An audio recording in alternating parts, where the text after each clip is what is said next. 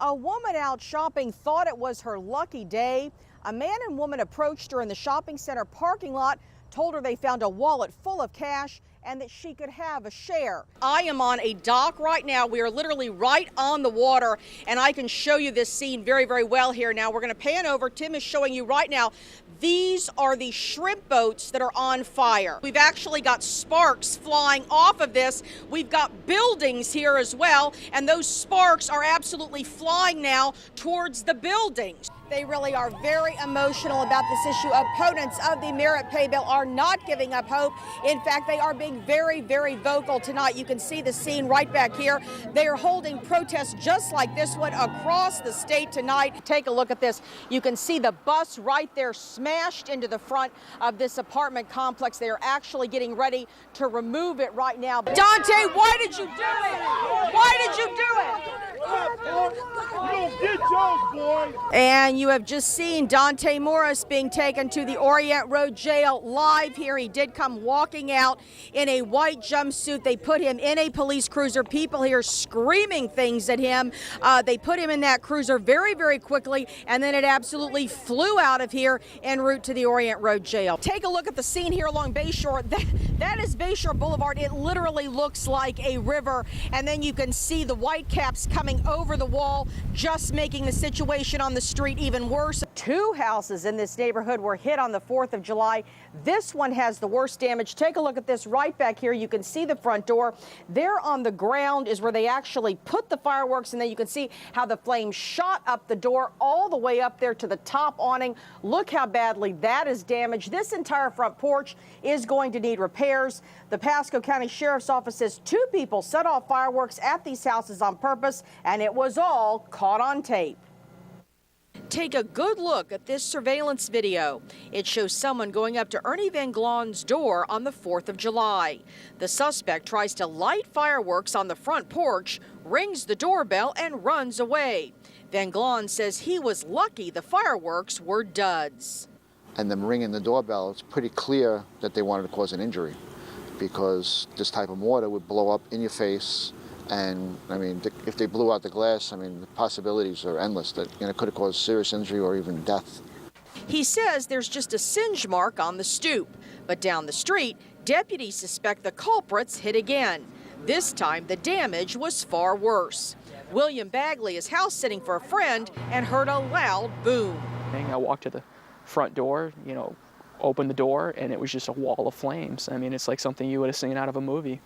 Both men believe the goal was to do more than just damage a house. And then when you see the video and you see the way they're aiming it at the door, right? So when somebody opens the door, they take a face full of fireworks. That's wrong. I mean, that's... Now they're hoping this video puts some heat on the suspects. It's just 2 idiot kids that, when they get caught, they're going to pay the penalty, because we're going to prosecute them, to the full extent of the law. Now, the damage to this house, about $5,000, but fortunately nobody was injured. Reporting live in Pasco County, Laurie Davison, Bay News 9.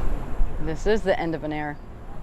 For as long as anyone can remember, the old Meadowlawn Ballpark in St. Pete has meant softball and baseball.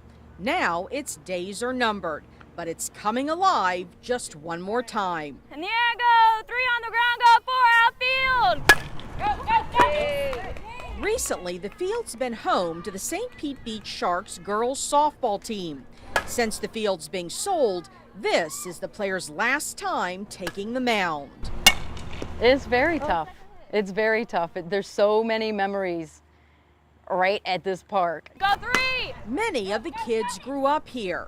They have memories of throwing their first pitch, scoring their first run, and in the case of Chelsea Hage and Caitlin Judici, making a best friend. She's my weekend sister. Everyone here is like my family. We're all really close.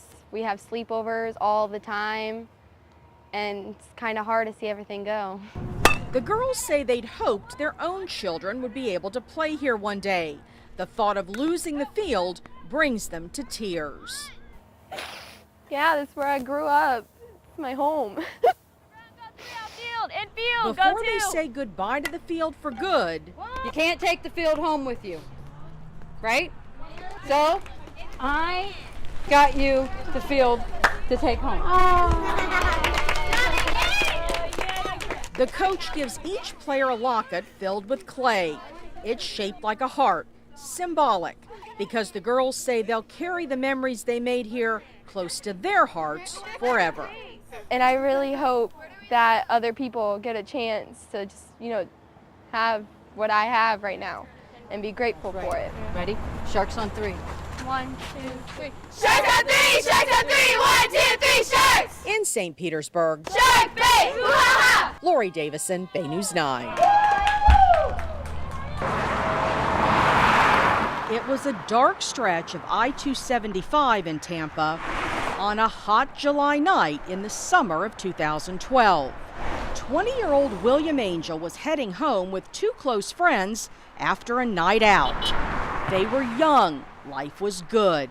Then in a flash, everything changed.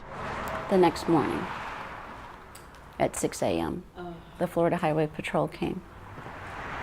Lynn Angel was told there was a head-on collision. Her youngest son died on impact. Extremely hard. Obviously, there's not a day that goes by that we don't think about him.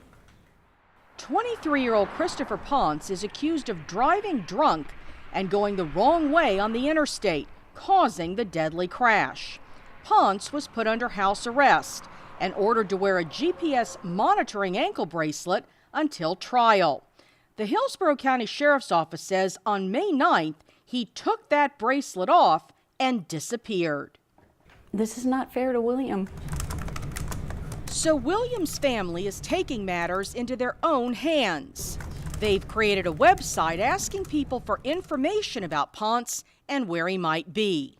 And this really makes me feel like I'm working towards a goal of capturing this guy, and that it is, I guess, out there, that it's not all for naught. So yeah, it helps. They have gotten a few leads, which they've turned over to authorities. It gives you a focus. It helps you get through the day. William's mom says she's still having a tough time, especially with the 1-year anniversary of his death coming up. That we loved William. We still do. And that... Sorry. She hopes some good can come from this tragedy. It has brought our family closer, friends a lot closer.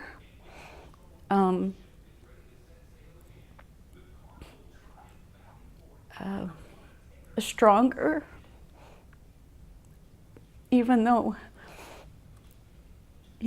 we didn't need that in order to do that. Lynn says she wants to be able to forgive. Through adversity, you gain strength and go forward, and you have to, because that's part of your journey through life. But she says this journey won't be complete until she can speak for her son in court. In Hillsborough County, Laurie Davison, Bay News 9. Where I am standing, it's only about ankle deep right now, but in the middle of Bayshore, it is still waist deep. And then the wind is causing problems too. You can see this debris here. There is debris like this all over the roads. We actually had some of it fly at us a little bit earlier. And then looking up here at the trees, you can see the wind. We're having wind gusts here as well.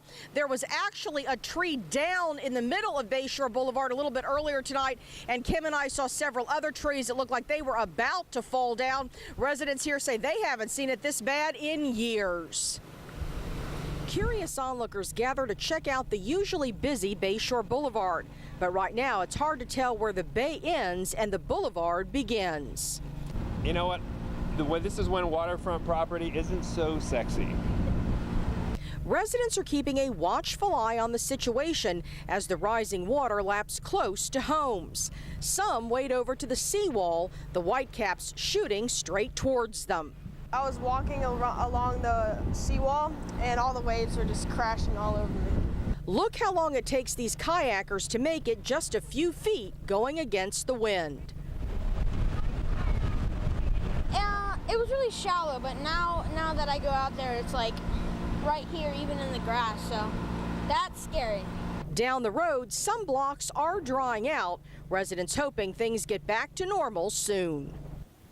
Now, so far, there haven't been any evacuations in this particular neighborhood. Hillsborough County's EOC is at a level 2. That means it's partially activated.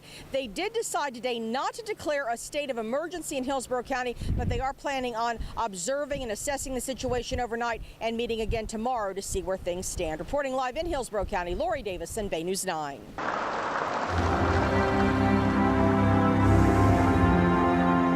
Mandela was warm. He was responsive. He was engaging. There was that rhythm of love and respect that was there, and they followed his leadership. Geraldine Williams reflects on the years she spent living in South Africa with a mixture of nostalgia and pride. The Tampa native moved there in 1994, working as a business consultant and journalist.